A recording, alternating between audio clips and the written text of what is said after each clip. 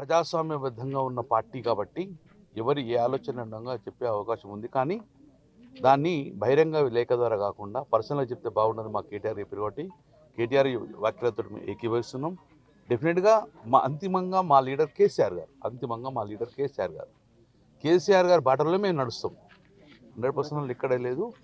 రేపు కేసీఆర్ గారు ఏ ఆదేశం ఇస్తే ఆ ఆదేశాన్ని ఫాలో చేసే మేమందరం కార్యకర్తలు 99.9% కేసీఆర్ గారు ఆదేశాలు పాటించే వ్యక్తులు మాకుంటారు. సో కవిత లెటర్ గురించి నిన్ననే కేటీఆర్ గారు క్లియర్ చెప్పడం జరిగింది. సో ఆ కేటీఆర్ గారి వ్యాఖ్యలతో మేము అందరం ఎక్కివస్తాం. కొత్త పార్టీ పెడుతుందని చెప్పి ఒక వచ్చింది. ఎవరైనా పార్టీ పెట్టుకోవచ్చు, ఏ పార్టీ పెట్టుకోవచ్చు.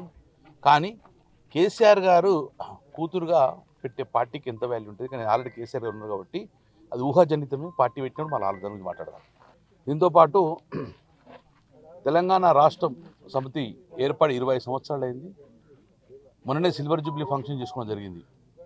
తెలంగాణ ఆవిర్భావం అయ్యి 2014లో తెలంగాణ ఫార్మేషన్ అయిన తర్వాత ప్రతి సంవత్సరం ప్రభుత్వంలో జూన్ 2ను తెలంగాణ ఆవిర్భావ దినోత్సవం బ్రహ్మాండంగా చేసుకున్నాం.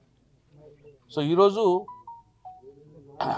ఎన్ఆర్ఐ అమెరికన్ తెలంగాణ అసోసియేషన్ వాళ్ళ ఆహ్వానం మేరకు జూన్ 2వ తారీఖు నాడు ఈసారి తెలంగాణ ఆవిర్భావ దినోత్సవం మా బీఆర్ఎస్ పార్టీ డలాస్లో ఏర్పాటు చేస్తుంది.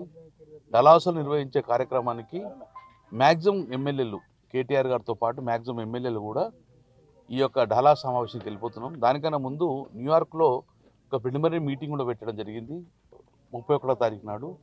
సో దానికి కరీంనగర్ జిల్లా నుంచి నేను, నాతో పాటు రసమయ్య బాలకృష్ణ గారు మరియు కౌశిక్ రెడ్డి గారు కూడా ఎమ్మెల్యే గారు ఈ జిల్లా నుంచి మేము డలాస్ యొక్క తెలంగాణ ఆవిర్భావ దినోత్సవానికి అటెండ్ అవుతున్నాం.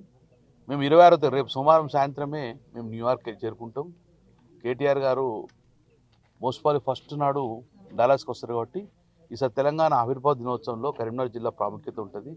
కాబట్టి మేమందరం కూడా సుమారు 10 నుంచి 11 రోజుల వరకు విదేశీ పర్యటనలో భాగంగా తెలంగాణ ఆవిర్భావ దినోత్సవం డలాస్లో అమెరికాకు అటెండ్ అవుతున్నాం. కాబట్టి ప్రజలందరికీ మీడియా ద్వారా తెలియజేసినది 10 నుంచి 12 రోజుల వరకు కూడా మేము అమెరికా పర్యటన ఉంటాం. కాబట్టి దానికి కరీంనగర్ ప్రజలు కూడా ఇన్ఫర్మేషన్ ఇవ్వాలని చెప్పి ఇవ్వడం జరుగుతుంది.